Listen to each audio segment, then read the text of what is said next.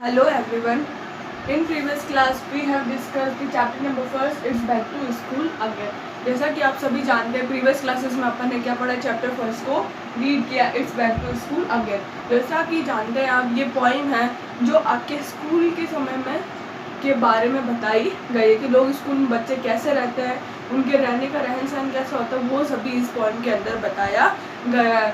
तो इस पोइम के अंदर सबसे पहले अपन ने पढ़ी थी सबसे ऊपर वाली लाइन, थोड़ा प्रीवियस क्लास का भी रिवाइज कर लेते हैं। ऊपर वाली पैराग्राफ, पहले अपन ने 2 पैराग्राफ पढ़े थे इस पोइम के, जिसमें मैंने आपसे बहुत कुछ नई चीज़ों को सिखाया था कि आप कैसे जून के महीने के अब वर्ष का वह समय आ गया जब बच्चे क्या कर रहे हैं, स्कूल जा रहे हैं। ये सभी अपन ने कुछ पैराग्राफ्स को पढ़ा था, कुछ प्रीवियस क्लास में जो पढ़ा उसका रिवीजन कर लेते हैं, फिर आगे के 2 नेक्स्ट पैराग्राफ को करने के बाद क्वेश्चन आंसर भी करेंगे। देखो, सबसे पहले अपन ने पढ़ा था जो नेल्सन मंडेला की लाइन दी हुई थी कि education is the most powerful weapon which you can change the world. Education एक ऐसा सबसे बड़ा हथियार है जिसका यूज़ करके अपन वर्ल्ड को क्या कर सकते हैं, बदल सकते हैं। फिर अपन ने सेकंड पढ़ा, पैराग्राफ पढ़ा था कि वर्ष का वह समय आ चुका है जब बच्चे क्या कर रहे हैं, स्कूल जा रहे हैं। क्योंकि वो स्कूल किस लिए जाते हैं, नई नई तरीके की चीज़ों को सीखने के लिए जाते हैं। हर क्लास के अकॉर्डिंग उनका स्टैंडर्ड अलग अलग होता है और हर क्लास में उनको कुछ नया सीखने को मिलता है, चाहे सब्जेक्ट के अकॉर्डिंग हो, चाहे एक्टिविटीज़ के अकॉर्डिंग हो, चाहे फ्रेंड्स के अकॉर्डिंग हो, चाहे टीचर्स के अकॉर्डिंग हो। हर साल आपके लिए कुछ ना कुछ क्या रहता है, नया एक्सपीरियंस रहता है। चाहे कोई टीचर नया आता है, चाहे कोई क्लासमेट नया आता है, चाहे बुक्स कुछ नहीं आती, उन्हें समझने में भी आपको बहुत सारी नई नई चीज़ें मिलती रहती है। जैसे इस बार आप 6th क्लास में आ गए हो तो आपके लिए संस्कृत की बुक सबसे नई होगी, तो वो आपके लिए सबसे क्या होगा, बेसिक होगा। आप उस नई चीज़ों को भी क्या करोगे, आप सीखना शुरू करोगे। तो उसने यही बताया to learn sorts of thing, बहुत सारी चीज़ें, नई नई चीज़ों को सीखने के लिए आप स्कूल जा रहे हो। Like a crazy grammatical rules, मतलब पागलों की तरह कुछ नया का नया। क्रेजी ग्रामेटिकल रूल्स का मतलब मैंने बताया था कुछ नया इनोवेशन करने का तरीका, कुछ नए तरीकों को सीखने के लिए। फिर अपन ने पढ़ा था how number return downs can help us understand how long it really takes for the sun to reach our land. फिर अपन ने पढ़ा कि हम कैसे समझ सकते हैं उसे कितना आने में समय लगेगा, for the sun to reach our land, मतलब सूर्य को अपने पृथ्वी के नज़दीक आने में। हम उसमें कैसे नंबर लिख सकते हैं, हम उसे कैसे समझ सकते हैं, उसे आने में कितना समय लगेगा। तो आप भी जब स्कूल आते हो तो तुम सब्जेक्ट नहीं रहते तो आप उससे रिलेटेड बहुत सारे क्वेश्चन करते हो। अब आप 6th क्लास में आ गए तो 5th के अकॉर्डिंग आपके 6 में सब्जेक्ट थोड़े ज़्यादा, उन चीज़ों को समझने के लिए भी आपको थोड़ा टाइम लगेगा। बाकी इंग्लिश की बुक वही है, इंग्लिश ग्रामर की बुक वही है, तो हर चीज़ आपके लिए क्या होगी, एक तरह से पूरी नई होगी और उन चीज़ों को आपको समझना पड़ेगा। तो ये 2 पैराग्राफ अपन पढ़ चुके थे, अब नेक्स्ट पैराग्राफ को आज रीड करेंगे। ब्लैक बोर्ड में लिख दो, फिर इजीली आप उसको समझ पाओगे। देखो थर्ड पैराग्राफ क्या है,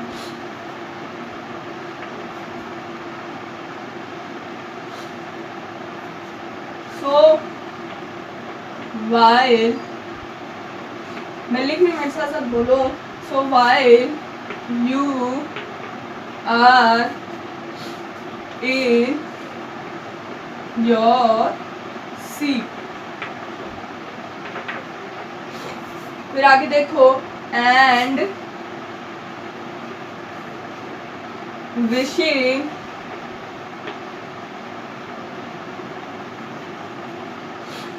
you were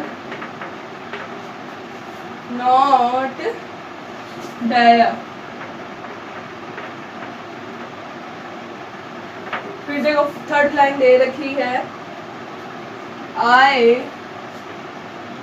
beg to pay attention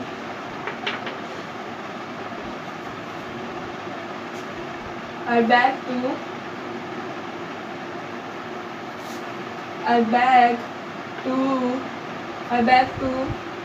to you pay attention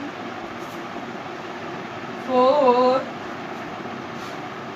your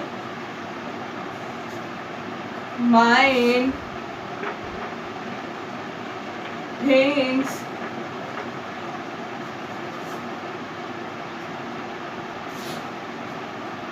for your mind has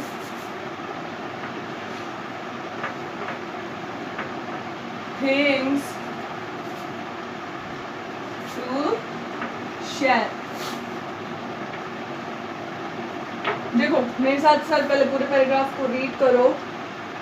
So while you in your seat and wishing you were not there, I beg you to pay attention, for your mind has thing to share.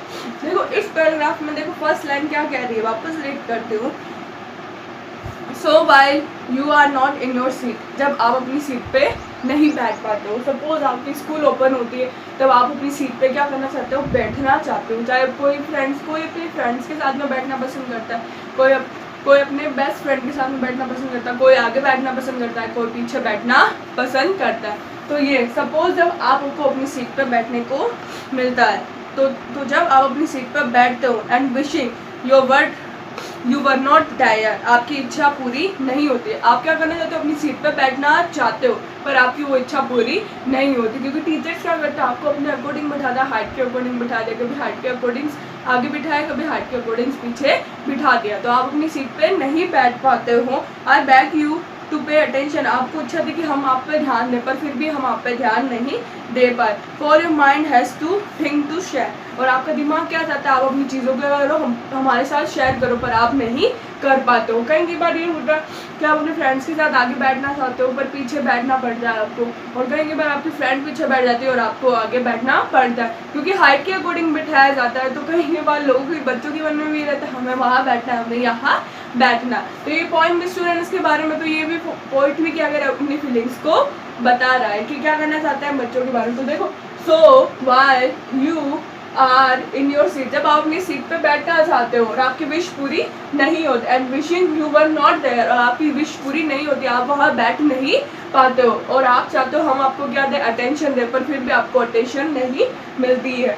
For your mind has thing to share, और आप उसे share भी करना चाहते हो पर बिल्कुल share नहीं कर पाते हो. तो पॉइंट क्या कर रहा है, हर एक पैराग्राफ से नई नई चीज़ों का क्या दे रहा है, मैसेज दे रहा है. फर्स्ट पैराग्राफ में उसने बताया कि क्या करें, अब वर्ष का समय आ चुका है जब बच्चे क्या कर रहे हैं, स्कूल आ रहे हैं और वो नई चीज़ों को क्या करेंगे, शेयर करेंगे. फिर सेकंड पैराग्राफ में बताया कि बच्चों को जितनी समझ होती है वो उतने क्वेश्चंस पूछते हैं टीचर से कि क्यों नज़दीक आ रहा है सन, ऐसा क्यों हुआ, तो वो तरह तरह की चीज़ों को सीखते हैं, फिर टीचर से क्या करते हैं, क्वेश्चंस पूछते हैं. थर्ड पैराग्राफ में पोइट ने स्टूडेंट्स की फीलिंग्स को बताया है कि जब स्टूडेंट्स आगे बैठना चाहते हैं वो अपनी इच्छा को शेयर नहीं कर पाते, कोई अपने फ्रेंड्स के पास साथ में बैठना चाहता है, कोई आगे बैठना चाहता है, कोई पीछे बैठना चाहता है, तो उसने क्या बताया, स्टूडेंट्स की फीलिंग को शेयर किया है. ये थर्ड पैराग्राफ बताया. अब देखो फोर्थ पैराग्राफ में वापस बोल के समझाती हूँ, फिर ब्लैक बोर्ड पे लिख दूँगी. Because it takes all sorts of mind for your race to be its best and ensuring yours is sharp while ensure we pass the test. देखो फोर्थ पैराग्राफ लिखती हूँ और फिर समझाती हूँ. ये लास्ट पैराग्राफ है पॉइंट का जिससे ये चैप्टर पूरा हो जाएगा. देखो fourth, because it takes all sorts of mind. फिर सेकंड लाइन देखो, for our race to be its best. फिर एंड ensuring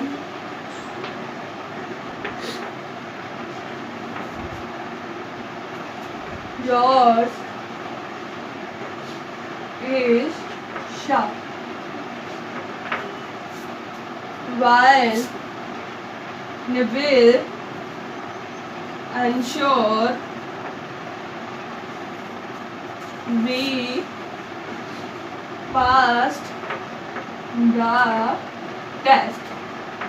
देखो फोर्थ पैराग्राफ वापस रीड करो. Because it take all sorts of mind, ठीक हो। जब बच्चा क्या करता है, करने की जिद करता है या पीछे बैठने की जिद करता है, उनके मन की इच्छा वो बता नहीं पाते। पर टीचर्स के भी क्या रहते हैं, माइंड में बहुत सारे रहते हैं, हर तरह के बच्चों का माइंड से रहता है। कोई बच्चा वीक होता है, कोई बच्चा इंटेलिजेंट होता है, because it take all sorts of mind. वहाँ पर बहुत सारे तरह तरह के लोग रहते हैं, मतलब हर दिमाग के लोग रहते हैं। हर बच्चे की कोई इंटेलिजेंसी हाई होती है, किसकी इंटेलिजेंट कोई कम होता है। तो हर तरह के बच्चों की भी हमें इंपॉर्टेंस समझनी होती है। कोई हाइट के अकॉर्डिंग आगे बढ़ता है, कोई वीक के अकॉर्डिंग भी हमें उन्हें आगे बिठाना पड़ता है, क्योंकि बच्चे तरह तरह के रहते हैं, उनकी सिचुएशन को भी हमें समझना पड़ता है।